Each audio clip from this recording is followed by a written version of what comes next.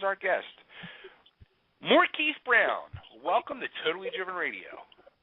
How you doing? Thanks for having me. Hey, man, how are you doing? I'm all right. On the road right now, just doing a little driving. How about yourself? Actually, just chilling at home, getting ready to talk to you. So the big let's jump right into the fire here. The big thing is you were an arena football player. You have some NFL experience behind you. You just signed a deal with the WWE. Yes, it's different. It's not what I'm accustomed to, but it's just, I don't know. I just always liked it as a kid, and I came down for a workout, and I ended up liking it more than I thought I would. And they contacted my manager, and it took off from there, basically. Now, have you started training yet? Yeah, I started, and then right now I actually have to get an operation right now. I hurt my shoulder, and so right now I'm just relaxing and getting ready to take care of this situation so I can get back to business. Now, did you hurt your shoulder training for your wrestling career? No, I actually hurt it beforehand, but I didn't even know it was hurt. I didn't know it was to the point where I needed surgery. I just always knew I had, pain in it. I was playing football. You pretty much play through anything just to get on the field. So, yeah, I just played through it, and, as the season progressed and whatnot, it started hurting more. Then after I stopped using it as much, the pain really started to come back, So I ended up getting an MRI and stuff done, and they told me I needed to get a little operation. I'll be out for about 2 months, and then I'll be, come back and be better than ever. Yeah, because you're talking to two former professional wrestlers, so we know what it takes to go into that training. And that is the worst time I think I can ever remember, especially when you're just learning your falls and how to navigate the ring. Right. And trust me, it's tuck your head. Always tuck your chin, my friend. There was no difference in the workout when it came to me, switching careers. Because when I went down for my workout, it actually was a camp. It was like a 4-day camp, and it lasted from 8 in the morning to 5 in the afternoon. When I tell you it was serious, it was serious. There is no, 12-second play. It's pretty much nonstop. What they call it, running the ropes. Right. That pretty much hurt me. that hurt me right there. Did you get your rope? Did you get the rope burns underneath the arm? And yeah, I actually did get the rope burns. I didn't know those ropes was a steel cable just wrapped with tape. I didn't. I thought it was some kind of. I thought it was like a bungee or something, but it's no bungee. It's hard, especially when you got to keep hitting it the same side over and over and over again. Well, you know when you're going to feel it, and I'll tell you this: when they start getting into the back falls and the flips and the something, you're going to wake up the next day and you're going to feel like you just went through an entire game without pads on. I mean, it's with the training I did, we was doing bumps and learning how to fall, and just wrestling and just doing the beginning of it where you're locking up and getting to putting somebody into put them in your arms, a neck hold, and doing that for hours upon hours. You wake up in the morning, and your neck is extremely sore. Your back hurting from doing, the back drops, taking a bump, and if you don't take the bump correctly, your head hit the mat, and that takes effect on you, and just from your neck being sore, it gives a little when you take a bump, so your head's starting to hit a little more and more, and you're just like, oh my God, I got 2 more days of this. And what people don't appreciate with wrestling is if you take a bad power bomb and you hit your head, you got to still keep going. There ain't no timeout. Right. There ain't no break. Right. And a lot of people don't realize that. They said, wrestling's this, wrestling that. Like I said, you take that fall once and smack that head against the mat, and you gonna tell me how easy it is that. Improvise from there. You hurt, you gotta, I don't know. You just gotta suck it up and drive on. There ain't too much you can do. got to keep the show going. You got to feed the fans, and that's one thing, you know, I see with wrestlers. They you know, they go through just as much pain as any other sport, if not more. So it was just, the training was a great experience so far. I'm just, you know, ready to really get into it like I want to. I really haven't had the opportunity yet, but I'm looking forward to it once I come back from this little procedure. Now, do you know who they'll have training you? What? Yeah, when I was down there, Norman was my trainer. But Norman Smiley? Yeah. Phenomenal worker. Yeah. So, but I just haven't gotten a chance to get into it, you know. I'm just in the beginning stages, and I really didn't get to get deep into it. That's not even, you know, the worst part, because the workouts is bad too, right? So does this mean you're flipping and sleds and all that stuff? Does this mean your football career is now officially done, and you're just going to concentrate on wrestling, or? I mean, right now it's just the contract is not a full-out contract. It's a developmental contract. So if we decide, both parts, if we decide to, continue on, and if I'm progressing how they want me to progress, and if I'm doing good, and I end up liking it and continue to like it as much as I do, because anything I do, I want to do it, 100%. Sure. I would love to, end my football career and do it. But right now, it's still up in the air. I just, I haven't gotten into it as far as I want to yet to really determine if I want to do it, make it my whole career for the rest of my life. Yeah, it's a tough business, man. It's like a whole other world.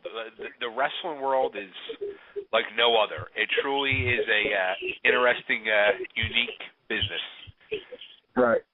It is, and what is crazy is just it's a lot of rules as far as like posting anything on YouTube, and I didn't know it was that serious. Like even just going through the contract, the things you got to do to get the contract. As far as background checks and stuff like that, like it's real serious. Well, yeah, I'll tell you, you starting out with probably the best company in the history, and what it is with the WWF, when they want to put their money behind you, they want a return on their investment, and that's right. why you're going through all that. But I'll tell you what, you get to that big show, to the main roster, and you're set. You're basically, they could fire you in a year, and you'll still be working for another 5 to 10 years, because the independents will take you in all. Japan, the door's open, man. It's only limited by, and that's why I get aggravated, because sometimes I see these guys getting an opportunity, and they're showing up at camp out of shape, or they're showing up and they're being lazy. It's like you're giving the opportunity of a lifetime that guys like myself and Bay would have killed for. Right. We were scraggling on the indies for our entire career, and then they just are not doing anything with it. Yeah, see, like I had, I was pretty much training for football anyway, so I was in shape, but I was in football shape. And this girl I know, she runs track, Monica Hargrove. She did a workout in California, and she had called me and let me know, like, you need to get your cardio up. Like, I'm like, what you mean? I said, I got cardio. She said, no, not football cardio. You're real, like cardio.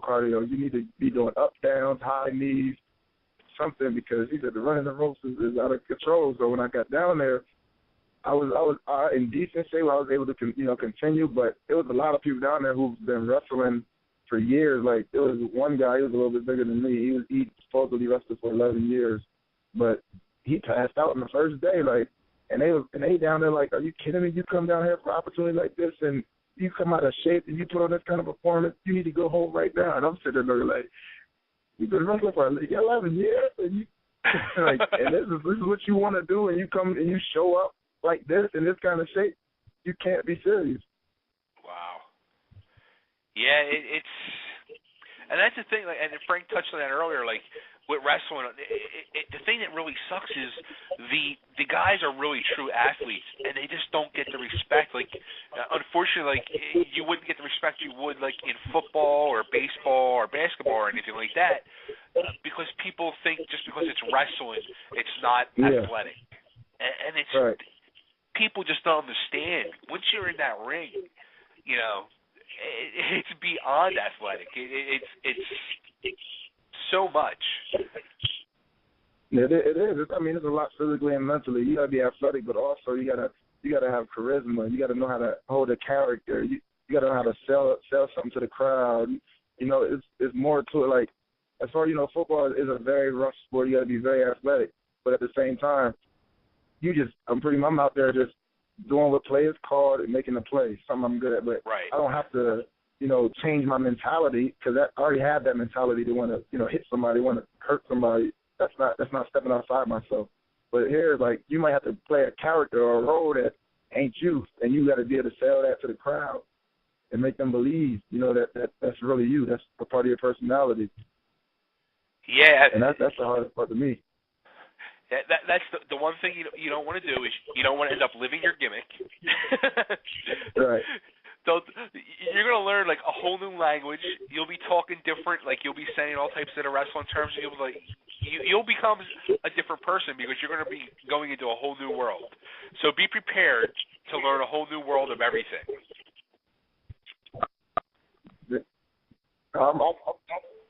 Hello? Yeah, we're still here. Oh, okay, yeah. I'm definitely preparing myself.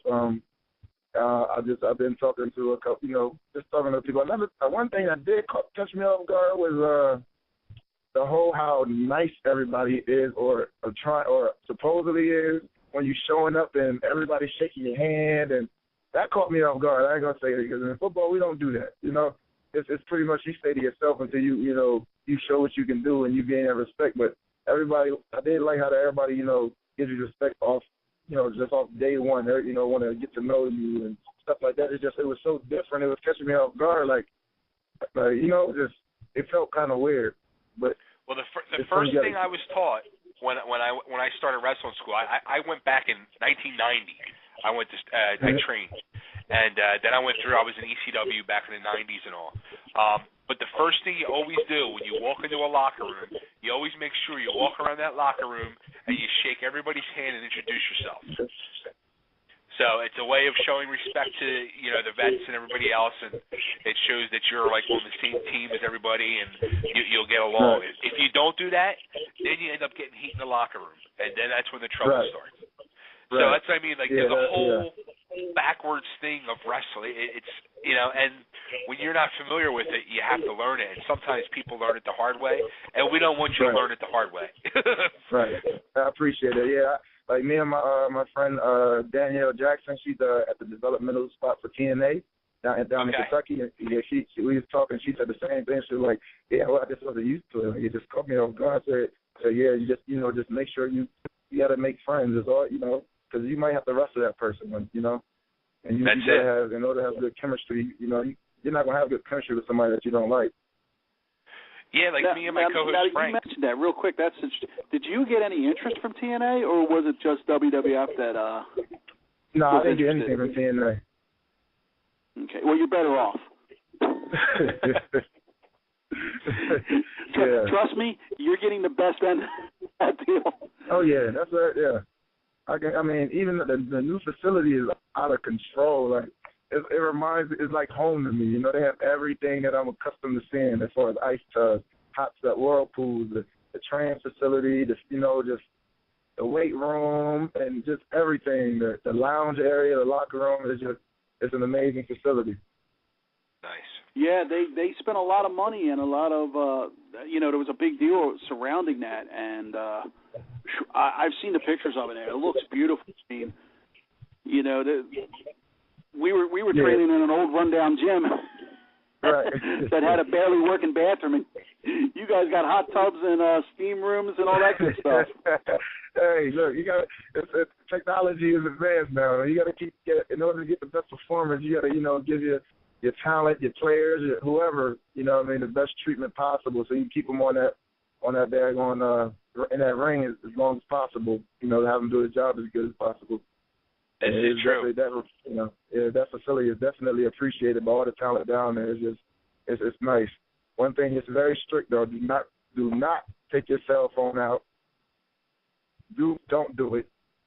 There's always cameras on you, so don't even try to take a play off or a rep off. Like it's very technical, high tech, Wow. and there's always eyes on you, always. Wow. Yeah, well, you know what? We're going to have to get you back on and talk some more. Now, when are you having your surgery? Actually, I'm gonna find out in the next couple of days. I haven't, I wanted to get a second opinion. So. Gotcha. Yeah. All right. Well, let's get you back on here in November, and we'll talk some more. We'll talk some more wrestling and get an update on you. Okay. We're going to keep tabs on you through your career. Thank you. Definitely. Appreciate it. I really do. Thank you. Yeah, we're going to keep supporting you, and we're going to keep plugging you, and we're going to keep in touch and keep getting you on here as well. We're going to follow. We're going to live the dream along with you. And I appreciate that. I definitely do it. Like I'm new to this world, so anything all kind of help I can get, I would appreciate it. I need it. It's just new to me. I'm a new guy in town, and it's always good to get information and any kind of knowledge from the vets that's been doing this for a long time and that have done it for a long time, and I really appreciate it. Not a problem, my friend. Not a problem. Thanks for calling in. I hate to cut you short. I got another guest waiting, but yeah, we'll hook up again in November and we'll talk again. Definitely. All right, man. Good luck with everything, and take care. And we'll talk to you soon. All right. Thank you very much. Have a great rest of the show tonight. Thanks, man. Yes, sir. All right, everybody, that's Morkeith Brown, who just recently signed a deal with the WWE developmental contract, former Philly Soul Arena football player, and now